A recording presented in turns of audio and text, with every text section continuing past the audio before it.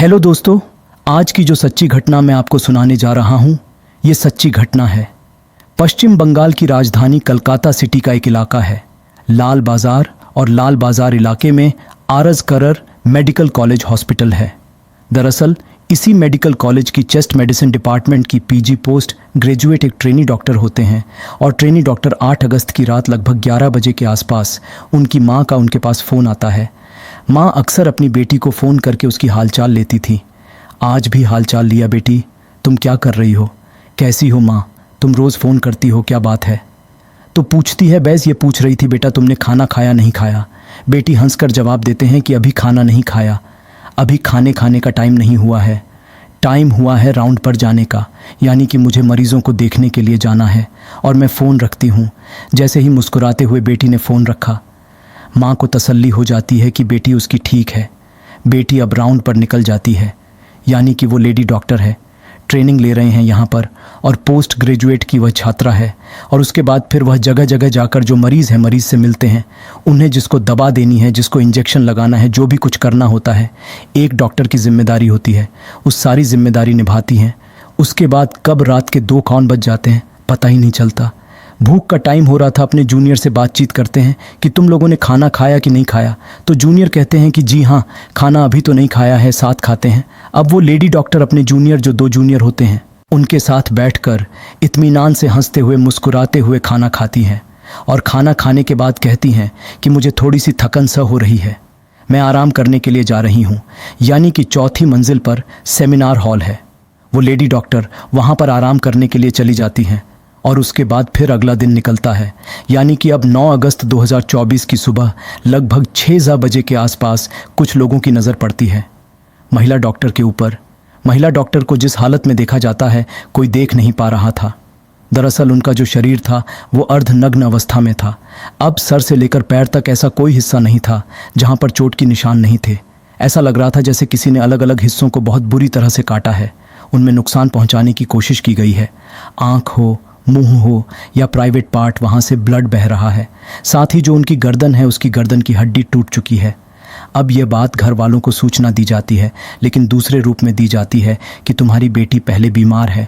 उसके बाद घर वाले परेशान हो जाते हैं, तो फिर उनसे बताया जाता है कि तुम्हारी बेटी की ने अपनी जीवन लीला को समाप्त कर लिया, यानी कि वो मर चुकी है। लेकिन घर वालों को यकीन नहीं हो रहा था कि रात 11 बजे बातचीत हुई थी। आखिरकार वो बेटी कैसे मर सकती है। अब ये बात हॉस्पिटल से डॉक्टर के पास पहुंचती है, नर्स के पास पहुंचती है। जैसे जैसे ये घटना की बात लोगों तक पहुंच रही थी, लोगों में उबाल फैलने लगता है, गुस्सा आने लगता है। अब उसके बाद डॉक्टर हो या नर्स हो, सब यह धरना प्रदर्शन शुरू कर देते हैं। बात बीजेपी के नेताओं तक पहुंचती है, तो बीजेपी के नेता भी सड़क पर उतर आते हैं। कहते हैं कि इस मामले को दबाने का प्रयास किया गया था। कहीं ना कहीं पुलिस की जो भूमिका वो सही नहीं है, मेडिकल प्रशासन की भूमिका वो सही नहीं है, और इस तरह से इस मामले को दबाने का, यानी कि सरकार पर भी उंगली उठाई जाती है। ममता बनर्जी की सरकार चल रही है, उन पर भी उंगली उठाई जाती है कि इस मामले को दबाने का प्रयास किया गया था, इसकी सीबीआई जांच होनी चाहिए। अब इस पुलिस ने आनंद फाने घर वालों को बुलवाया। पिता ने अपनी बेटी को जो अर्धनग्न अवस्था में देखा तो पिता रो रो कर उनका बुरा हाल हो जाता है। बस अब हर किसी की ज़ुबान पर एक ही बात थी कि आखिरकार लेडी डॉक्टर जिसका इतना अच्छा स्वभाव है, 31 साल की जिसकी उम्र है, सभी के साथ इतने प्रिय स्वभाव के साथ वो बात करती हैं, मदद करती हैं, आखिरकार उनको कौन इस तरह से मारेगा, कौन इनका बलात्कार करेगा, कौन इनके शरीर के हर एक हिस्से को अपनी दांतों से काटेगा, कौन इसकी गर्दन की हड्डी तोड़ेगा, कौन हो सकता है वो दरिंदा। हर किसी की ज़ुबान पर एक ही सवाल था। पुलिस ने लाश को कब्जे में लिया, पोस्टमार्टम के लिए भेजा। पोस्टमार्टम के बाद रिपोर्ट आती है। अब ये रिपोर्ट, इस कहानी जब सोशल मीडिया के माध्यम से लोगों में वायरल होती है तो लोगों में उबाल हो फैल जाता है। अब लोग कोलकाता की सड़कों पर उतरने लगते हैं, और हर किसी की बस एक ही मकसद था कि आखिरकार इस घटनाक्रम का जितनी जल्दी हो सके खुलासा होना चाहिए। ज़्यादातर लोगों ने फांसी की सज़ा की मांग भी करने लगे। अब जब दबाव बढ़ने लगता है, आप चाहे केंद्र सरकार से हो या अलग अलग राज्यों से हो, जहाँ देखो वहाँ से दबाव बढ़ना शुरू हो जाता है, तो ममता बनर्जी भी कहने लगती हैं कि हाँ, इसे फांसी होनी चाहिए। लेकिन मैं फांसी के पक्षधर नहीं हूँ, लेकिन जिस तरह की गिनो गिनो नहीं ये गंदा कृत्य किया गया है, इसमें से बड़ा सज़ा मिलनी चाहिए, और हम सज़ा दिलाने की पक्षधर हैं। अब चाहे सीबीआई की जांच करो या कुछ भी करो। हालांकि एसआईटी का गठन कर दिया गया था। अब एसआईटी पर कहीं ना कहीं इतना प्रेशर था कि इस मामले की जांच पड़ताल तो करनी थी। बारीक से बारीक चीज़ को देखा गया, और जब बारीक से बारीक चीज़ को देखा गया तो एक समान एसआईटी के हाथ लग जाता है। अब उसके बाद सीसीटीवी कैमरे खंगाले जाते हैं। करीब 5 या 6 ऐसे लोग थे जो उस सेमिनार हॉल के इर्द गिर्द घूमते टहलते देखे जाते हैं। तभी एसआईटी को एक ब्लूटूथ यानी कि एक ईयरफोन जो होता है, जो कान में लगाकर कुछ लोग बातचीत करते हैं, सुनते हैं, वो उसका एक हिस्सा मिल जाता है। अब ये किसका हो सकता है, इसी की बस पड़ताल करना शुरू कर देते हैं। जो सीसीटीवी कैमरे के दायरे में आ जाते हैं, उन दायरों में आए लोगों के पास जाया जाता है। सबसे कहा जाता है कि अपना ब्लूटूथ ऑन कर दीजिए। जैसे ही ब्लूटूथ ऑन किया जाता है तो एक व्यक्ति का जो मोबाइल होता है उससे वह कनेक्ट हो जाता है। जैसे उससे कनेक्ट होता है तो उसके बाद फिर पुलिस के लिए प्राइम सस्पेक्ट वही व्यक्ति होता है, और जिस व्यक्ति का नाम होता है संजय राय। दरअसल संजय राय जो होता है वह पुलिस कल्याण बोर्ड में सहायक की भूमिका में होता है, यानी कि सिविक वॉलंटियर्स का काम ही इस हॉस्पिटल में जब चाहे तब आना होता था। किसी न किसी की मदद के रूप में वह यहाँ आया करता था। इस व्यक्ति से जैसे ही यह ब्लूटूथ कनेक्ट होता है, और वो ब्लूटूथ इस लाश के बिल्कुल पास पाया गया था। अब पुलिस के लिए ये प्राइम सस्पेक्ट था। पुलिस ने जब उसको पकड़ा और पकड़ने के बाद उसे सख्ती से पूछताछ करने की कोशिश की तो उसने कुछ बातों को स्वीकार कर लिया। लेकिन जब इसके बारे में देखा, इसका मोबाइल को चेक किया गया तो उसमें पोर्न वीडियो मिल जाती हैं। और जब लोगों ने यानी कि मीडिया वालों ने इसके घर जाकर बातचीत करनी शुरू की, पुलिस वालों ने इसके परिवार के लोगों से बातचीत करनी शुरू की, तो 55 बीबी शंभुनाथ पंडित रोड का ये निवासी होता है। अपनी माँ के साथ रह रहा होता है और बहन से इसका झगड़ा था। बहन को इसकी आदतें पसंद नहीं थीं। पता चलता है कि यह व्यक्ति खुद को पुलिस वाला बताता है। यह व्यक्ति दरअसल मोबाइल ऊपर गंदी गंदी वीडियो भी देखा करता है। यह व्यक्ति दरअसल चाहे कोई महिला हो, लड़की हो, कम उम्र की हो या ज़्यादा उम्र की हो, इससे कोई मानी नहीं रखती। इसकी आंखों को अच्छी लगे, बस उसे देखने के लिए कोशिश करता रहता है। इसने एक नहीं कई शादियां कर रखी थीं, और कई शादी करने के बाद जब बीवी से मन भर जाया करता था तो उसको वो तलाक दे दिया करता था, छोड़ दिया करता था। लेकिन एक बीवी उसकी ऐसी भी थी जिस बीवी की उसकी मौत भी हो चुकी थी। वो भी संदिग्ध परिस्थितियों में अब उसकी बीवी मर जाती है, लेकिन किसी ने इसकी शिकायत नहीं की, इसलिए मामला दब जाता है। खुद को ये बॉक्सर होता है, इसलिए खुद को ये इसकी हष्ट पुष्ट बॉडी वगैरह होती है। साथ ही ये अपने आप को पुलिस वाला बताया करता था, तो आसपास के लोगों की किसी की हिम्मत नहीं पड़ती थी कि इसका को विरोध कर सके या इससे कुछ सवाल जवाब कर सके। यह कभी भी इस हॉस्पिटल में आता जाता है, गंदी नज़र रखता था, मोबाइल में गंदी फिल्में देखता था। रात के 11 बजे 8 अगस्त 2024 की रात के 11 बजे ये जाता है।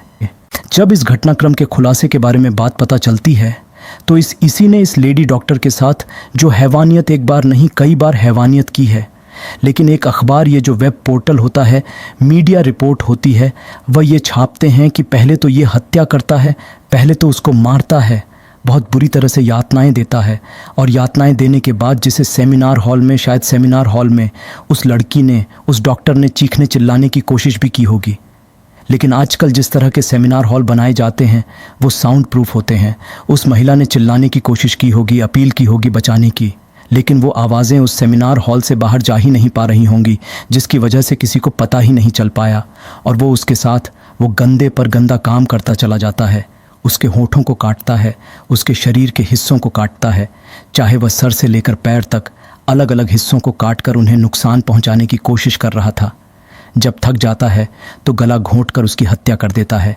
मीडिया रिपोर्ट यह भी कहती है कि पहले उसने उसको मारा, फिर उसके बाद उसने उसके साथ रेप किया था। एक बार नहीं कई बार किया था। हालांकि पुलिस ने इसके खिलाफ भारतीय न्याय संहिता की धारा 64 जो कि दुष्कर्म की धारा लगती है, और भारतीय न्याय संहिता की धारा 103 जो कि हत्या के लिए धारा लगती है, पुलिस ने इन धाराओं में मुकदमा उसके खिलाफ दर्ज कर लिया है।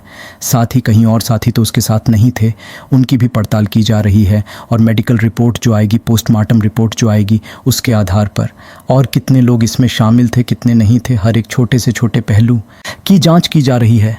इस व्यक्ति को जब कोर्ट में पेश किया जाता है तो कोर्ट में 23 अगस्त तक इसको पुलिस के रिमांड पर भेज दिया जाता है कि आखिरकार इसने किस तरह से घटनाक्रम को अंजाम दिया था। बताया जाता है कि यह शराब पीने का भी आदी है, और उस रात जिस रात ये मेडिकल में आता है उस रात भी इसने शराब पी हुई थी, और मेडिकल में कहीं भी घूमने की इसको इसलिए परमिशन थी क्योंकि यह पुलिस कल्याण बोर्ड में सहायक की भूमिका यानी कि सिर्फ वॉलेटर की ग्रुप में भूमिका में था, इसलिए कोई रोक नहीं टोक नहीं। और इसने जिस तरह की घटना को अंजाम दिया है, उस घटना की गूंज करोड़ों मोबाइलों के माध्यम से करोड़ों लोगों तक पहुंच जाती है कि एक लेडी डॉक्टर के साथ उस व्यक्ति ने किस तरह का घिनौना कृत्य किया है। दरअसल दोस्तों, इस पूरे घटनाक्रम को सुनाने का उद्देश्य किसी को परेशान करना नहीं है, कि किसी का दिल दुखाना नहीं है, बल्कि आपको जागर करना है, आपको सचेत करना है कि किसी पर भी एकदम से भरोसा ना किया जाए। और जिस तरह से इस व्यक्ति के चाल चलन अच्छा नहीं था, तो कम से कम किसी को तो पुलिस को बताना चाहिए था। और कम से कम जो मेडिकल प्रशासन है या यह हॉस्पिटल है, उसकी भी जिम्मेदारी बनती थी कि अपने डॉक्टरों के प्रति इस तरह से लापरवाही बिल्कुल भी नहीं होनी चाहिए थी। और ये जितने भी देश में मेडिकल कॉलेज हैं या और ऐसी जगह पर हैं जहां पर महिलाएं रात में काम करती हैं, उनकी सुरक्षा को लेकर कड़े इंतज़ाम होने चाहिए। अगर काश कड़े सुरक्षा के इंतज़ाम होते तो शायद यह इस लेडी डॉक्टर की कतई हत्या नहीं होती, और इतनी निर्मम तरीके से इतनी यातनाएं देने के बाद तो बिल्कुल भी नहीं होती। इसलिए इनकी जिम्मेदारी बनती है